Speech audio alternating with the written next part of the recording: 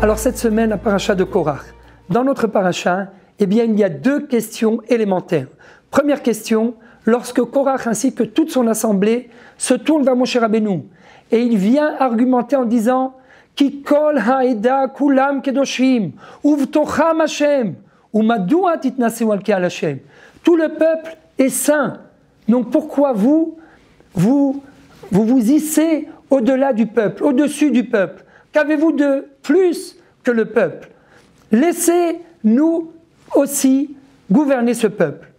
Et deuxième question, nous dit le Midrash, à cause de ce qu'a dit Moshe Rabbeinu à Korach et à toute son assemblée, lorsqu'il leur a dit « Rav lachem bene Levi, halte, ne parlez plus ». En quelque sorte, il leur a cloué le bec, nous dit le Midrash.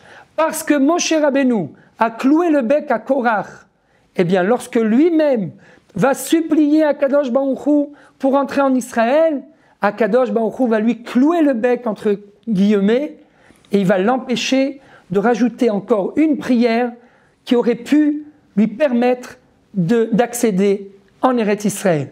Alors la question c'est, mais comment Kadosh Baruch Hu peut-il punir Moshe Rabbeinu mesure pour mesure avec Korach qui en réalité a essayé de porter atteinte à l'autorité de Moshe et de Aaron.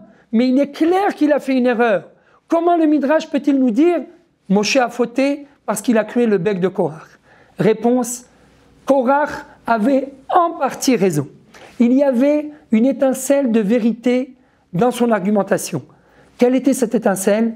C'est vrai. Lorsque on cumule les pouvoirs, eh bien, il peut les emmener à la corruption. Et la preuve, c'est ce qui s'est passé à l'époque de Élie avec ses enfants, où les Kohanim achetaient la Keuna. Donc tout le monde était corrompu. Et qui est-ce qui est venu pour rétablir le tir, rectifier le tir? Eh bien c'est Shmuel Hanavi qui est lui-même un descendant de Korach. Comme on le dit dans les Chuneranena, Moshe ve'Aaron bechoanav ou Shmuel bekoreshemo.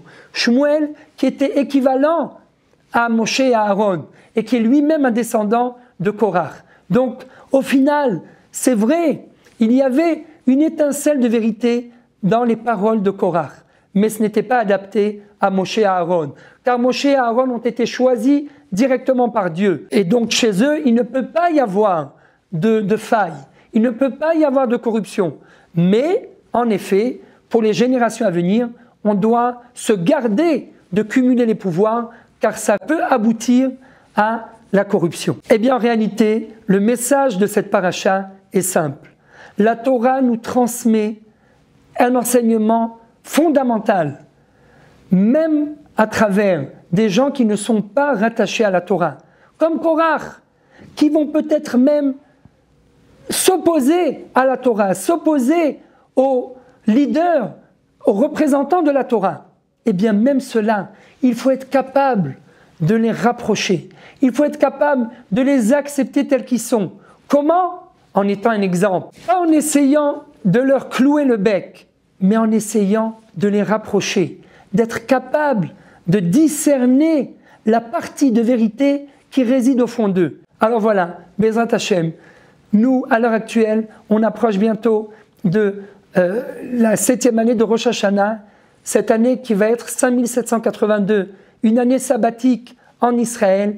Eh bien à nous de représenter un exemple à la fois pour nos frères en Israël, mais également pour nos frères à l'étranger, et que Bezrat Hashem, tous puissent venir nous rejoindre ici en Israël, car d'ici un an, eh bien nous serons la majorité du peuple d'Israël en Israël. Donc venez nous rejoindre, une seule solution, le retour à Sion.